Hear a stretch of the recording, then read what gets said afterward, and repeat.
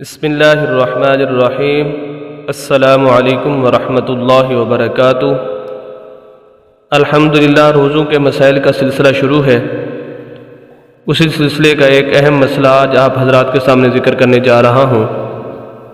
وہ یہ ہے کہ اگر کوئی آدمی روزے کی حالت میں ہے اور وہ بیمار پڑ گیا، کوئی ایسا مسئلہ درپیش ہو گیا کہ جس کی وجہ سے ایک ماہر ڈاکٹر نے، اچھے ڈاکٹر نے اس کو یہ مشورہ دیا کہ آپ کی یہ بیماری، آپ کا یہ مسئلہ اس وقت تک حل نہیں ہوگا جب تک آپ انجیکشن نہیں لگواتے، تو اب آیا اس روزے دار کے لیے انجیکشن لگوانا جائز ہے؟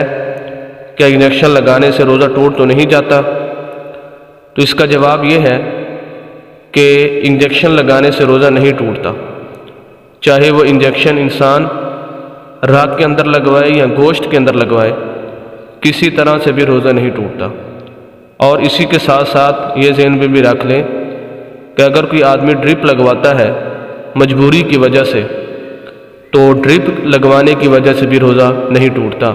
مثال کے طور پر روزے کی حالت میں اس کا پیٹ خراب ہو گیا اور بہت زیادہ شدت پیٹ خراب ہونے کے اندر ہو گئی، تو ڈاکٹر نے کہا اگر آپ ڈرپ نہیں لگوائیں گے تو بہت زیادہ کمزوری کی طرف آپ چلے جائیں گے، تو ایسی حالت میں اگر وہ ڈرپ لگواتا ہے تو ڈرپ لگوانا بھی روزے کی حالت میں جائز ہے۔ تو خلاصہ یہ ہوا، چاہے انجیکشن لگوائیں رگ کے اندر یا گوشت کے اندر، چاہے ڈرپ لگوائیں، روزے کی حالت میں کسی صورت کے اندر بھی روزہ نہیں ٹوٹتا۔ امید کرتے ہیں کہ آج کی ویڈیو آپ کو اچھی لگی ہوگی۔